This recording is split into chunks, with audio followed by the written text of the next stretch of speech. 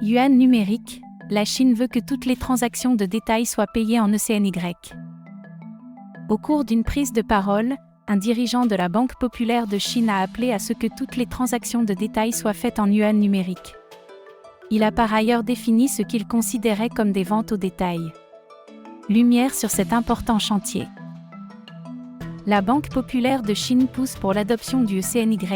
À mesure que le développement du yuan numérique progresse, nous avons pu régulièrement relever plusieurs initiatives de la Chine pour favoriser l'adoption de sa monnaie numérique de banque centrale, MNBC.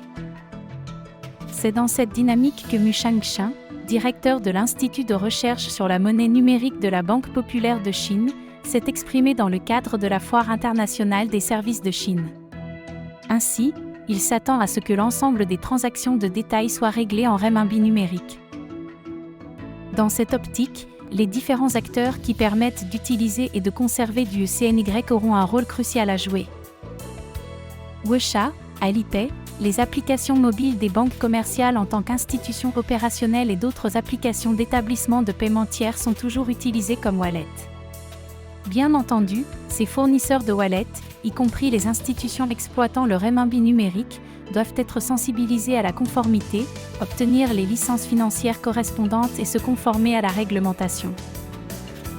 Concrètement, Mu Changsheng n'a pas donné de date précise quant à ce déploiement à grande échelle du ECNY, cela doit encore nécessiter quelques travaux.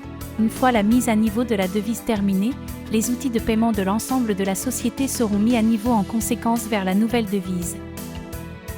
En premier lieu, la prochaine grande ligne directrice consiste à établir une normalisation des QR codes pour l'utilisation du yuan numérique. Ainsi, ceci ouvrira la voie à une intercompatibilité entre les différents systèmes. En outre, l'intéressé estime que si les paiements de gros doivent, eux aussi, être mis à niveau, les outils actuels ne seront pas remplacés pour autant. Ils seront plutôt optimisés pour interagir facilement avec la MNBC. La refonte majeure se concentre donc sur les paiements de détail. À ce propos, Mu Changsheng donne une définition très large de ce qui peut être considéré comme des paiements de détail. En effet, il s'appuie sur la définition de la Banque des règlements internationaux selon laquelle une transaction de gros concerne en fait un paiement entre deux institutions financières. Dès lors, toutes les autres transactions seraient qualifiées de vente au détail, quelle que soit la taille du montant. En d'autres termes, tant qu'une partie est un particulier, une entreprise, une institution ou une unité gouvernementale, toutes les transactions de paiement sont des transactions de détail.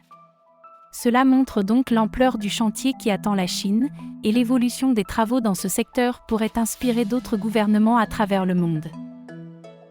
Merci d'avoir regardé la vidéo et n'hésite pas à liker et t'abonner pour plus d'actu quotidienne.